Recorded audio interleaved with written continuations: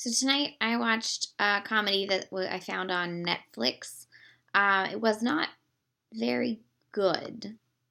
It wasn't terrible either, but it wasn't great. It's based on a novel and well, probably like a young adult novel or something. And it felt more structured like a novel than a film, and it just felt sort of plotting and like it didn't really have through line. And I don't know. I was like, what? And the big like incident that's like sets supposedly all this everything in motion didn't happen till halfway through the movie. So by then I was like, why do I even care about these characters? What's happening? I need some conflict. So introduce your conflict within the first 10 minutes of the damn movie. That's screenwriting 101. Anyways, this movie was called Naomi and Eli's No Kiss List.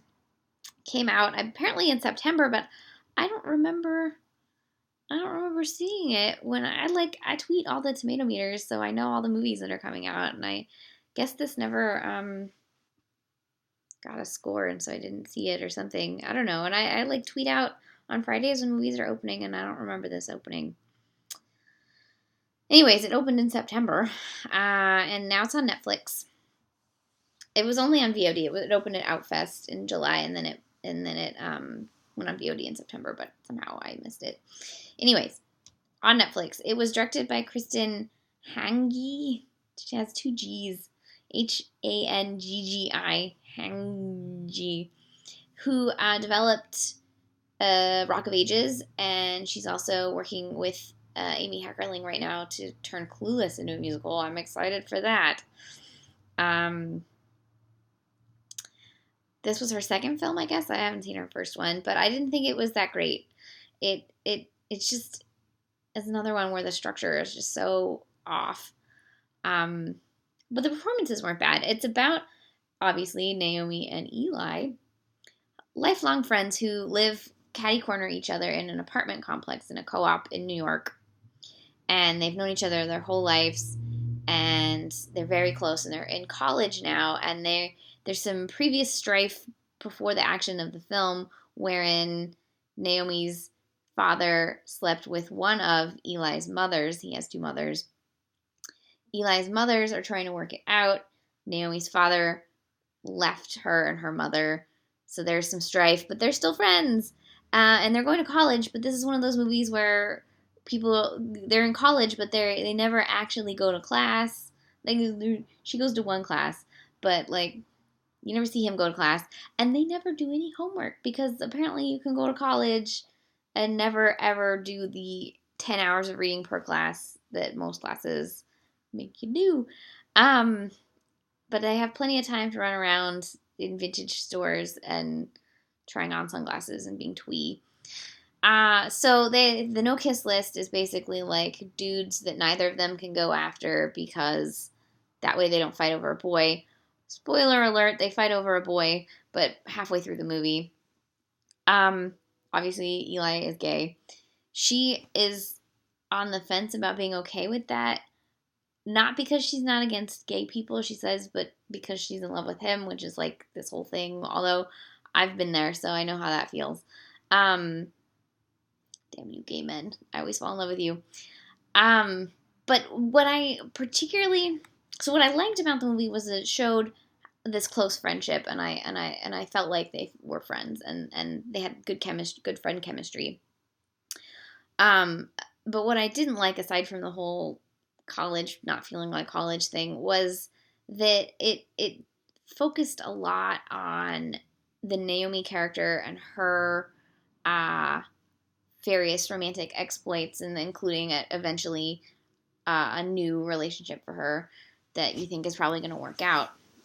But they didn't do a lot with Eli's character and with the boyfriend that he eventually has, and all of the portrayals of them and their relationship felt very stereotyped. So it was like trying to be progressive because it's about young urbanites in New York, and one of them's gay and one of them's straight, but all the hetero stuff felt right, and all of the gay stuff felt stereotyped. And sort of half-assedly done, and like it didn't feel balanced 50-50, which was kind of a bummer. So I don't think this was a very good film.